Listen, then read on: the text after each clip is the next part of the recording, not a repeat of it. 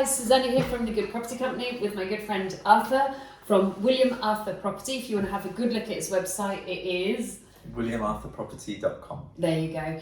And you probably know mine. You might have had a look at it already. If not, you're missing out. So get on over to The Good Property Company UK. So Arthur, we've just done a video on Arthur becoming a property millionaire at 23. It took me 3.5 years to become a property millionaire. By that, what we're both meaning is we probably were still skint cash flow wise, but the value of the properties minus the mortgages is the equity at that point was worth millions. So for me, it was 3.5 years. For Arthur, he was only 23 when he became a property millionaire. 4 years though, from when I started. Oh yes! I mean, I'm a little bit older than Arthur, so it's nice to be winning on something. But during this conversation, one of the things that I think might be useful for you guys is, why do people fail? Why, if we've been able to by and large succeed in property with failures and with glitches and with mistakes, we've kind of seen a lot in the industry. What do you see in where people fail? What is going wrong? And what we're doing this video for you is so that you can avoid failure, because we want you to become a property millionaire as well. Well, from my observations, it's when people don't buy smart. So by smart, I mean, they haven't done their analysis around that location. Yeah. They're buying properties everywhere, in and everywhere. Oh yeah, they buy Devon, Glasgow, Liverpool. Yeah, I appreciate maybe you want to buy a holiday home in Devon, or you want to buy a holiday home in Glasgow, but or not Barcelona. But not like investments. Yes. Should not be everywhere. Okay. So cluster, keep them in one area. Know that area really well, as in, what are the driving forces for what's the employment in that area is really important. Are you having a lot of unemployment in that area, or are there a lot of employed people?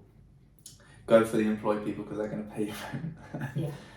Another kind of thing people fail at is they don't have a plan B and C for an asset they purchase.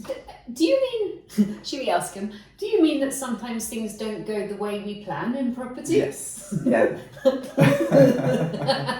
Yes? Okay. If you're buying, let's say, a big house, you want to HMO, you might not get the licence. Yeah. And what's your plan? What are you going to do? Oh, turn it into flats. Turn it into service accommodation. What if it's a listed building, you can't turn it into flats? Well, you have done that research. Service accommodation, but you'll have researched that before you even started. But yeah, I think if someone doesn't have a plan B or C, and they're not able to kind of ensure that time frame in that, they can manage that time to get what they want from that property, then I think people fail there as well. Okay. I think people fail because they're not organised. I know that sounds so boring, and I'm so sorry, but for my letting software, I use Arthur Online, no pun intended. It's I think they're really good, and once a month I just catch up with the team there, and I always ask them, because of course they see loads of landlords. I'm like, why do people fail? And they're like, because they're not organised. Suze, your stuff is super organised. And I think it's disorganised, but they're like, this is one of the cleanest dashboards we see. So just kind of, I always think 30% working with investors or raising the money, and 40% working on your business. Mm-hmm. Just making sure that the business is strong in its organisation. There's not loose ends everywhere. What's it? Measure twice, cut once. Only do an action once. So you've got to be organised, haven't you? Yeah. Why else do people fail?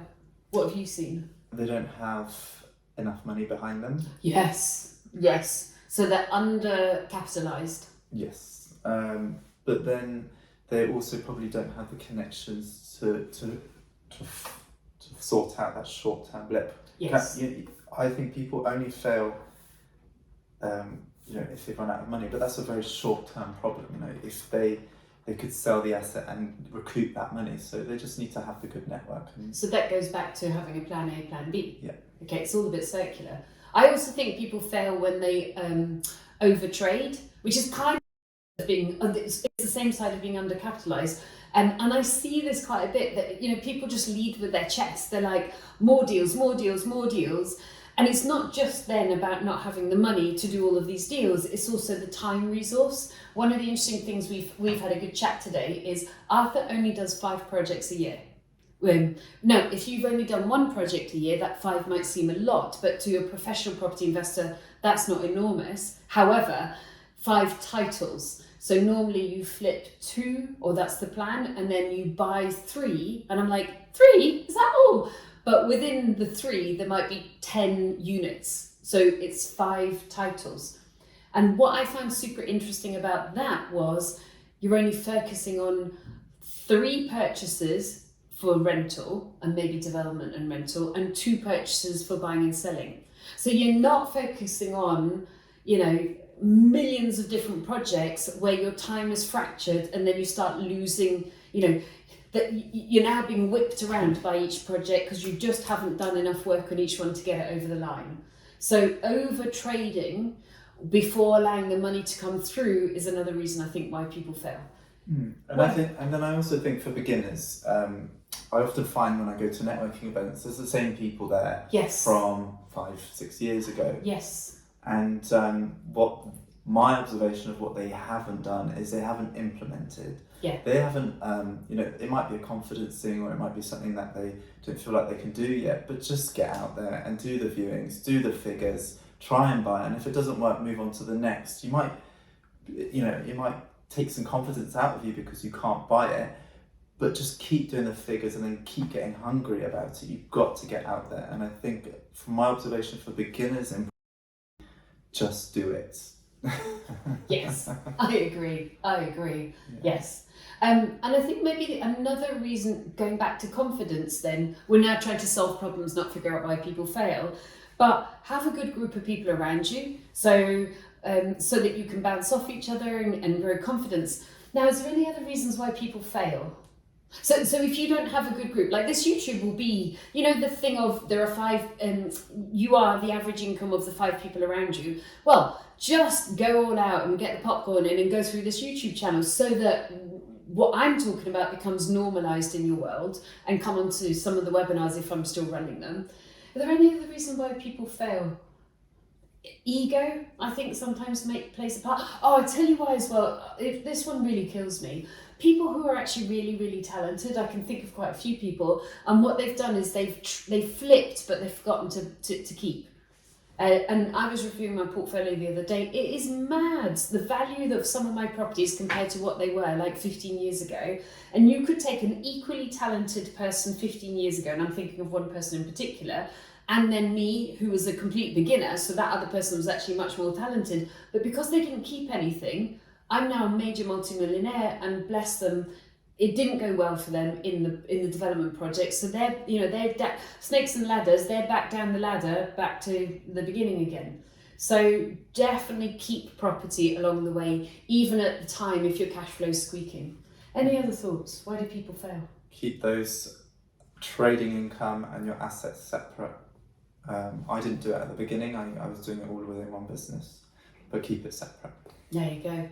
That should be a starter for 10. That's why people fail, but we don't want you to fail, we want you to succeed. So basically, don't do anything we just talked about.